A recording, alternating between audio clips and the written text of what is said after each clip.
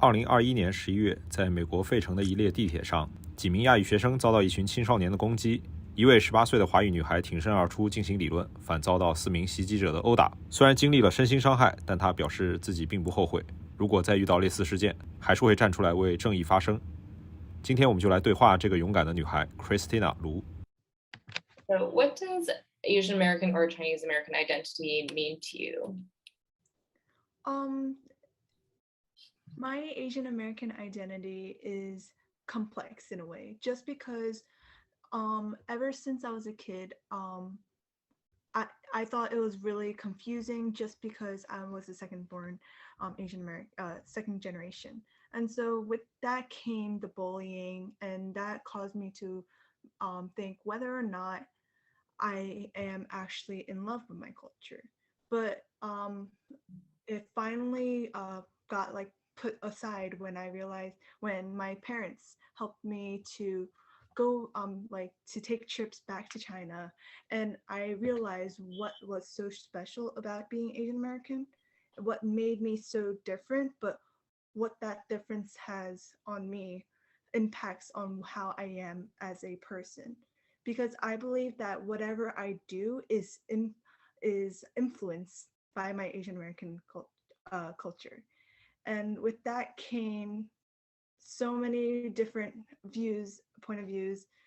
It made me so much more immersed in with my interactions with the Asian community and also with my parents, because I started asking more questions about how they came to America, why they came, and I gotten so proud.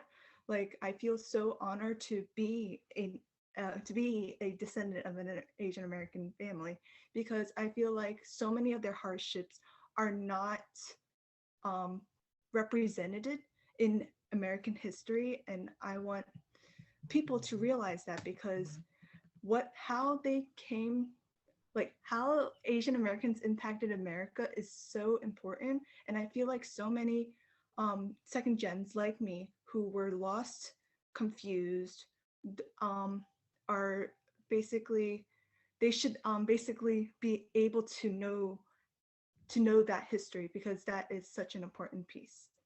Yeah.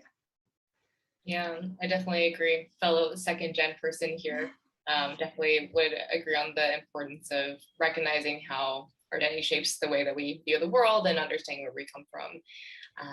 So I wanted to talk a little bit about your advocacy work.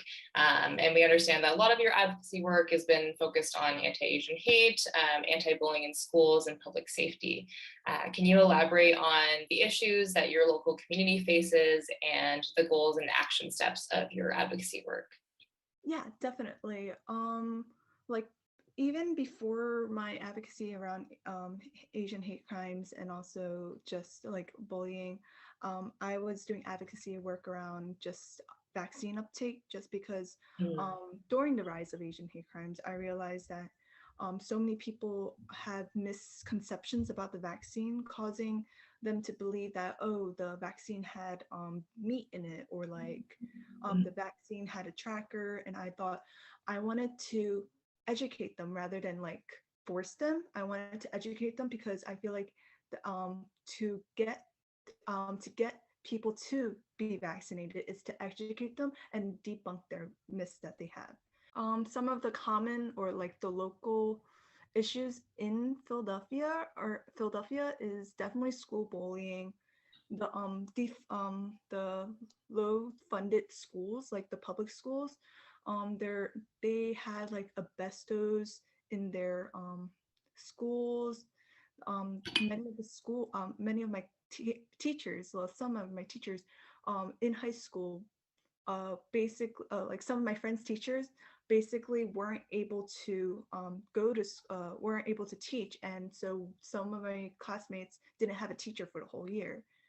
And then Asian hate crime is definitely on the rise, even before COVID, but with COVID came so much hate, and it's caused so much misunderstandings. And yeah, and then my work to like basically advocate for those is using my voice to inspire, because I feel like I've said this multiple times and I stand by it, that if we all stand together, if everyone stands up, something's going to change. And that's why I want to inspire the next generation, because I feel like the next generation, this is their world after mine, their world after their parents. And I believe that so many of them are going to be impacted by hate crimes, whether it be Asians or other races, or even school bullying. That's such a common thing in today's society, which shouldn't, because and it's the stigma that teachers or like schools turn their side eye on those issues.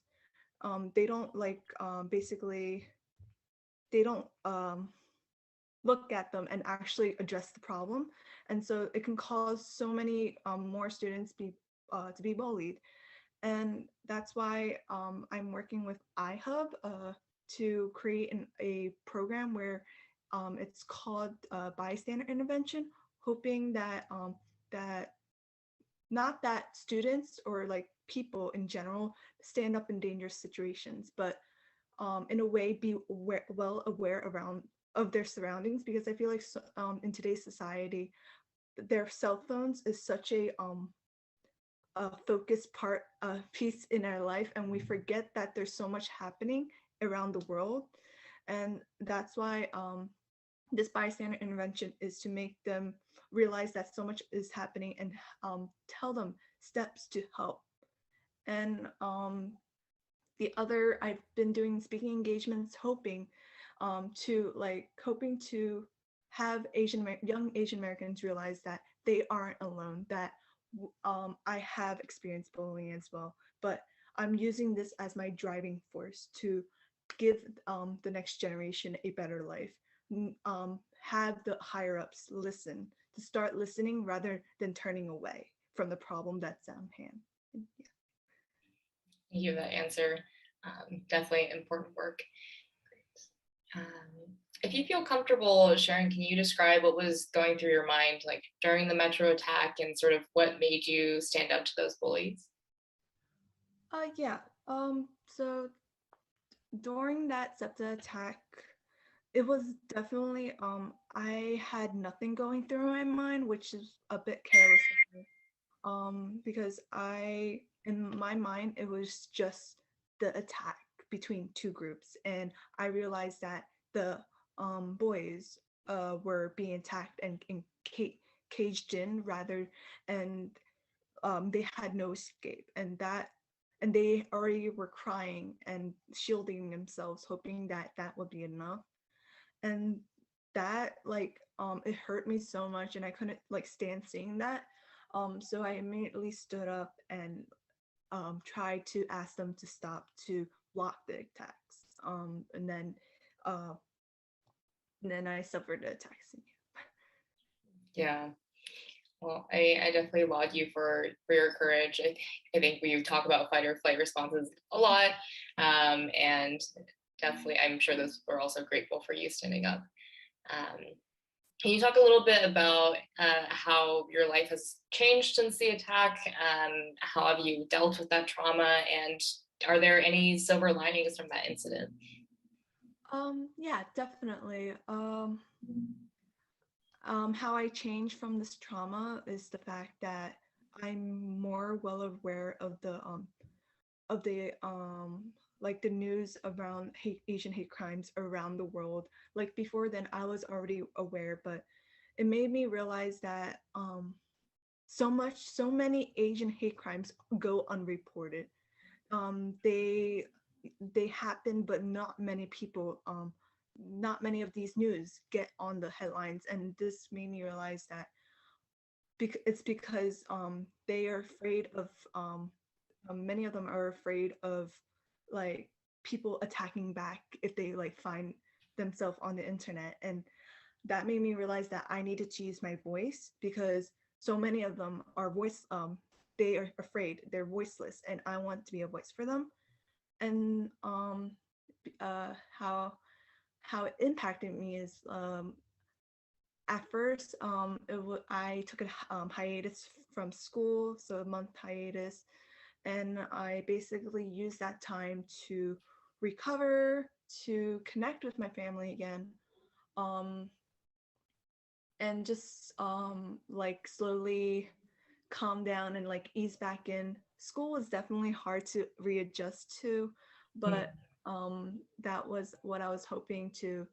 And but my teachers, the faculty was definitely understanding. And then the silver lining was definitely the fact that many of the people who saw the video were quick to accuse the boys to be a man, and I thought that was very stigmatized. Like boys to be boys, boys are to expected to be strong, and I think that shouldn't at all be the situation. Just because the boys were scared, and even that there were so many people on the train who didn't help, and I felt that was definitely a silver lining. And then some of the comments like showed like untrue facts about the situation, despite the fact that they knew nothing of. And I thought it like kind of hurt me in a way, just because for personally, I did this not because of any sorts of like whether or not I was involved. I wasn't even involved, and I only did it to keep the boys safe. And then lastly, it was definitely people were wondering whether or not I truly deserved my acceptance to my college. So that was definitely a silver lining. But yeah. You had commenters who were like questioning whether you deserved your acceptance to UPenn, is that correct? Yes, definitely. Wow. People online are just so Yeah. vicious. Definitely. Wow. Well, I'm sure that you are an outstanding student in person outside of this one incident. But I think it also just goes to show that like news is just such a small portion of the whole story. Yeah, and I actually had to mute a lot of my like news notifications because I think I see too much anti-Asian hate on social media. So I really think it's interesting when we talk about the underreporting side, because so many different experiences happening there. Oh, great. So what advice do you have for young Asian Americans who are looking to be involved in advocacy work and maybe don't know how to get started? Yeah, definitely. I feel like reaching out to clubs. I at my school there were definitely clubs to support solidarity. Like APIU, APIU, which is Asian Pacific Islander Union.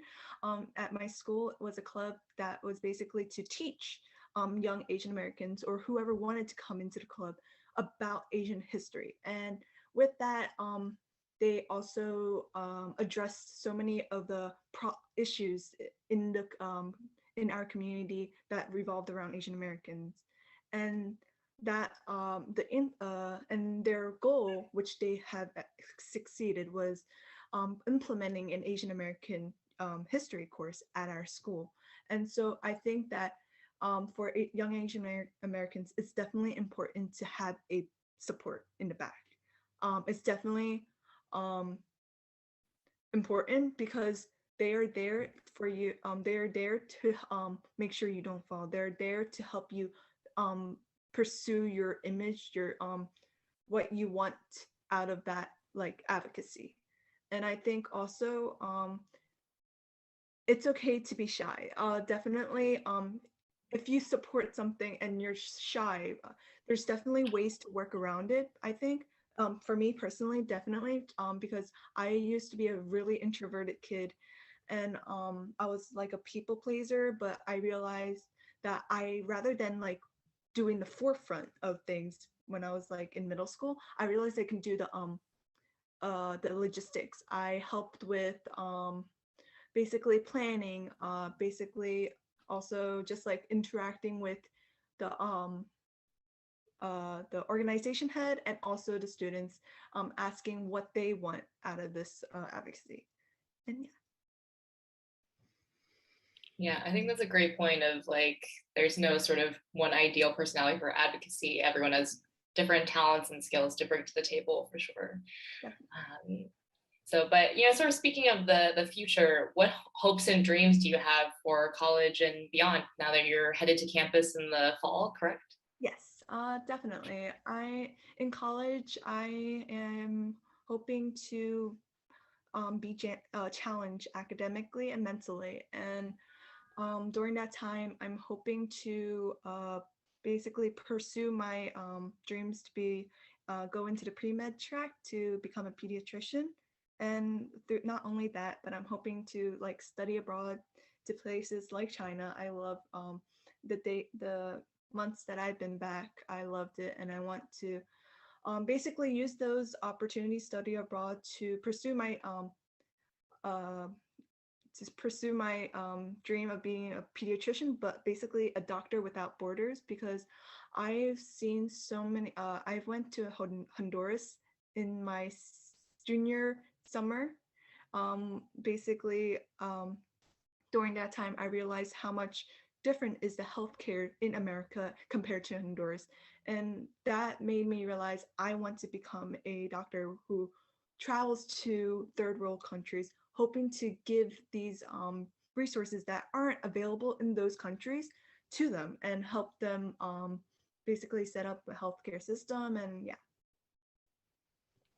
That's great.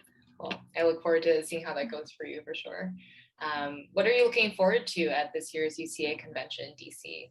I am definitely looking forward to the speakers and also the young Asian Americans that will be with that I'll be with there, because I feel like I can learn so much from them. They are definitely will be they definitely are and will be an inspiration for me, and not only other kids around their age. And I think I can learn so much from them, but I also want to learn about their backstory, how they came into advocacy, and just like interact and how just like learning about their story in a way. Great. Well, I'm sure that everyone is also looking forward to having you as well.